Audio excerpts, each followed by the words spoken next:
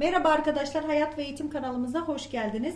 Sizlere şimdi muhteşem bulaşık makinesi temizliği nasıl yapılıyor onu göstereceğiz. Gerçekten içinde kir de kalmıyor, kireç de kalmıyor. Artı sonrasında bulaşıklarınızı yıkadığınız zaman tertemiz oluyor, leke bile kalmıyor.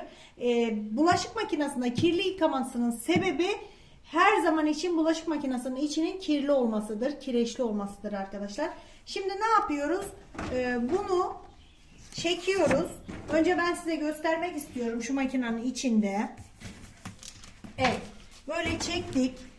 Görüldüğü gibi şu kısma bakalım. Bakın leş gibi. Ben biraz beklettiğim için bu şekilde görüldüğü gibi. Çok kirli. Şimdi bak bunlar bu şekilde ve şunu da göstermek istiyorum. Ve şurayı da göstermek istiyorum. Çok kirli. Bundan dolayı da makine ne yapıyor? Çok kirli yıkıyor. Bu çekimi yapabilmek için yaklaşık bir aydır makinenin içini temizlemiyorum. Çünkü size bir seferde nasıl tertemiz oluyor onu da göstermek istiyorum arkadaşlar. Şimdi burayı kapatıyorum. Şimdi size burayı tekrar göstereceğim. Ve bunun içine ne yapıyorum?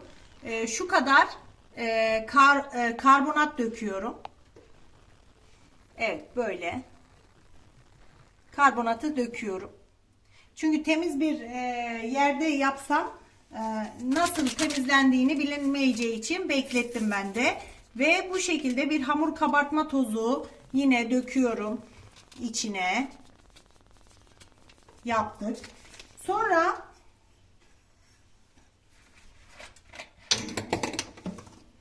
şu elma sirkemden ben dediğim gibi kabuklardan yapıyorum ve pet şişelere koyuyorum özellikle.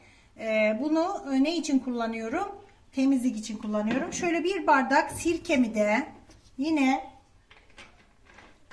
şu şekilde üstüne yavaşça döküyorum. Ve sesi dinleyin arkadaşlar.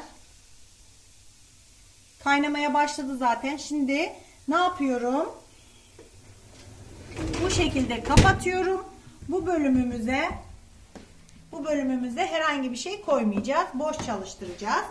Ve ben şu şekilde makinamı en yüksek ayarına getiriyorum.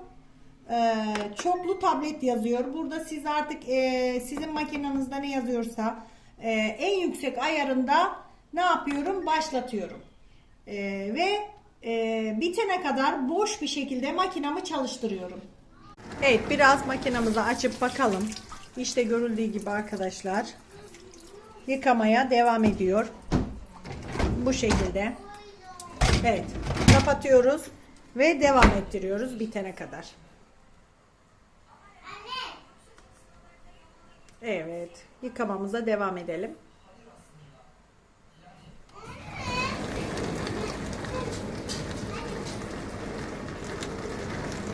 Evet, şu anda yıkıyor. Makina yıkıyor. Şimdi arkadaşlar daha makinem yıkarken size göstermek istiyorum. Daha da yarım yıkadı. Görüldüğü gibi buralar pırıl pırıl oldu. Şöyle size biraz kurutaraktan göstereyim.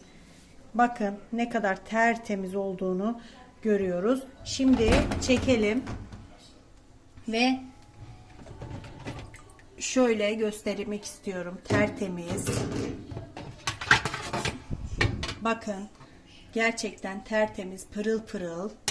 Ve şurada bir şey var, filtre var. Filtremiz de tertemiz oldu. Ve görüldüğü gibi buralarda yine tertemiz oldu. Bunu yapın. Hatta arkadaşlar limon tuzu da koyarsanız gerçekten daha temiz olur. Kanalıma geldiğiniz için teşekkür ederim. Mutlu, huzurlu günler diliyorum. Kendinize iyi bakın. Hoşça kalın. Abone olup lütfen yaptıktan sonra videonun altına yorum yapmayı unutmayın. Hoşça kalın. Mutlu kalın arkadaşlar.